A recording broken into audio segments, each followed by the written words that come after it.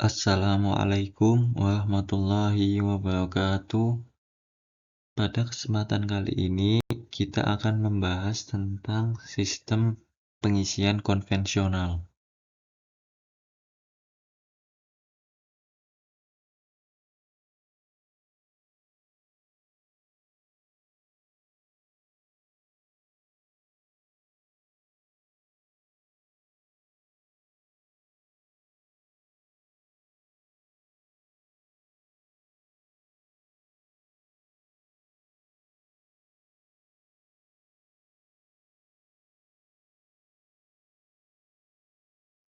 Yang pertama, kita akan membahas tentang pengertian apa itu sistem pengisian konvensional.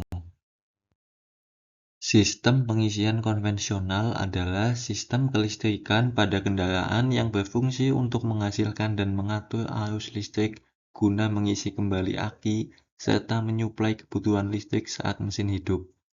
Sistem ini menggunakan alternator dengan regulator terpisah atau tipe lama untuk mengatur tegangan pengisian.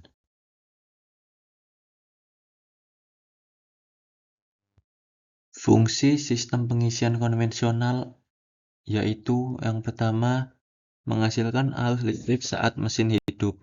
Yang kedua, mengisi kembali aki atau baterai setelah digunakan. 3. Menyuplai kebutuhan listrik kendaraan. 4. Menjaga tegangan listrik tetap stabil. 5. Mencegah aki kehabisan daya saat kendaraan digunakan.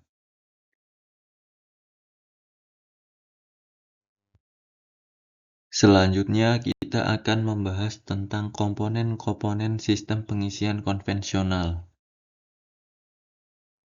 Komponen yang pertama yaitu aki atau baterai. Aki memiliki fungsi yaitu menyuplai listrik saat mesin belum hidup dan menyimpan listrik hasil pengisian dari alternator. Di dalam aki terdapat subkomponen.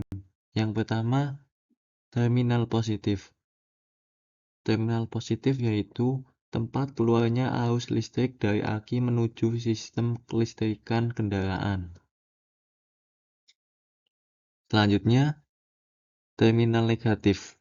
Terminal negatif yaitu terminal yang terhubung ke massa atau bodi kendaraan sebagai jalur kembali arus listrik.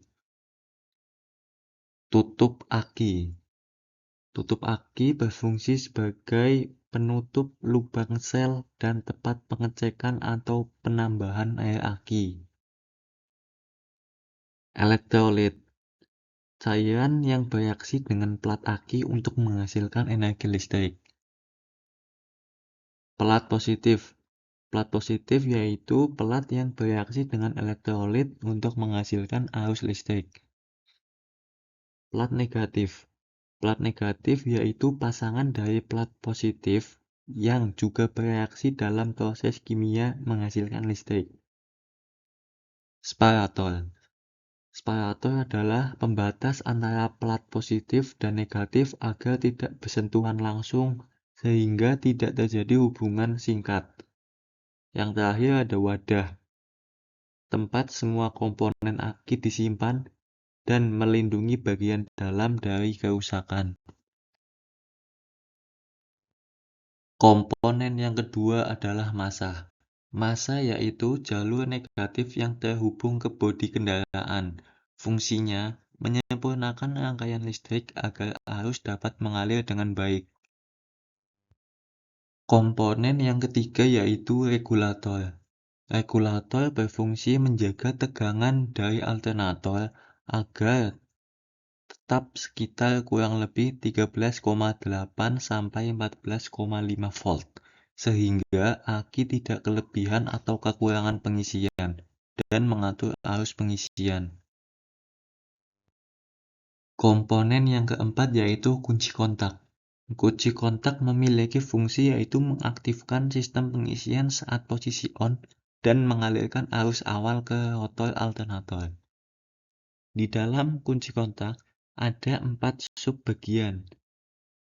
Yang pertama, off atau lock. Posisi ini digunakan untuk mematikan mesin dan seluruh sistem kelistrikan kendaraan. Pada posisi ini, arus listrik dari aki tidak mengalir ke komponen kendaraan. Yang kedua, ada ACC. Posisi ini digunakan untuk menyalakan aksesoris kendaraan seperti radio atau beberapa perangkat listrik tanpa menghidupkan mesin. Posisi yang ketiga ada on. Posisi ini digunakan untuk menghidupkan sistem kelistrikan kendaraan, lampu indikator, dan sistem pengapian. Subkomponen yang keempat yaitu start. Posisi ini digunakan untuk menjalankan motor starter agar mesin dapat hidup. Biasanya posisi ini hanya diputar sesaat sampai mesin menyala. Komponen yang kelima yaitu alternator. Alternator memiliki fungsi yaitu menghasilkan arus listrik saat mesin hidup, mengisi kembali aki, menyuplai kebutuhan listrik kendaraan saat mesin menyala. Komponen yang keenam yaitu stator. Stator merupakan bagian dalam pada alternator yang terdiri dari kumparan kawat. Fungsinya yaitu menghasilkan arus listrik AC akibat putaran medan magnet rotor. Komponen yang ketujuh yaitu rotor. Rotor pada alternator adalah bagian yang berputar dalam alternator dan berfungsi untuk menghasilkan medan magnet yang diperlukan untuk proses pembangkitan listrik. Komponen yang kedelapan yaitu sikat. Sikat merupakan penghantar arus ke rotor melalui slip ring atau cincin geser. Fungsinya mengalirkan arus listrik ke kumparan rotor saat berputar.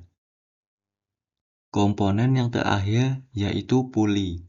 Puli pada alternator adalah komponen berbentuk roda beralur yang terpasang di ujung poros alternator dan berfungsi untuk meneruskan putaran dari mesin ke alternator melalui belt. Selanjutnya, kita akan menganalisa gejala kerusakan sistem pengisian konvensional. Yang pertama, aki cepat tekor atau habis. Penyebabnya biasanya pengisian tidak bekerja atau arus pengisian kecil. Dampaknya yaitu mobil sulit dihidupkan. Solusinya, periksa kondisi alternator, sikat, dan regulator. Selanjutnya, gejala kerusakan yang kedua yaitu lampu mobil redup saat mesin hidup. Penyebabnya yaitu tegangan pengisian rendah. Dampaknya, sistem kelistrikan tidak bekerja maksimal. Solusinya, cek tegangan pengisian dan perbaikan alternator atau regulator. Gejala kerusakan yang ketiga yaitu bunyi berisik dari alternator.